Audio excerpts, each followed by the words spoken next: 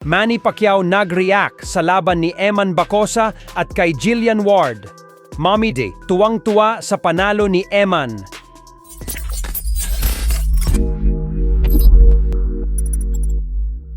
Trending ngayon sa social media ang naging pahayag ng boxing legend na si Manny Pacquiao tungkol sa pagkapanalo at love life ng kanyang isa pang anak na si Eman Bacosa Pacquiao.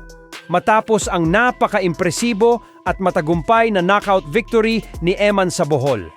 Mainit na pinag-usapan ang kanyang galing sa ring pati na rin ang kanyang naging inspirasyon sa buhay. Alam natin lahat na usap-usapan ngayon ng tila status ngayon ni Eman at ang kapuso star na si Jillian Ward. Maraming nga ang nagtatanong kung ano nga ba masasabi ng isang Manny Pacquiao sa napupuso ang dalaga ni Eman. Bilang isang ama na kilala sa pagiging mapagmahal at supportive ni Manny sa kanyang mga anak, lalo na sa love life nila, at ngayon nga ay usap-usapan ang namamagitan kay Eman at Jillian. Maraming nga ang nag-aabang kung pasado ba kay Manny si Jillian. Sa kanyang huling Facebook Live, nagbigay ang pambansang kamao ng kanyang tapat na saloobin sa gitna ng sa panalo ni Eman. Ipinahayag ni Manny Pacquiao ang kanyang pagiging proud sa tagumpay ni Eman sa kanyang huling laban. Ayon kay Manny, alam naman ng kanyang anak na lagi siya nakasubaybay at nakasuporta sa bawat hakbang nito sa boxing. At tila nagbigay ito ng basbas sa kung anuman ang namamagitan sa dalawang sparkle artist. Ikinatuwa ng mga netizen ay nang banggitin ni Manny ang tungkol sa buhay pag-ibig ni Eman.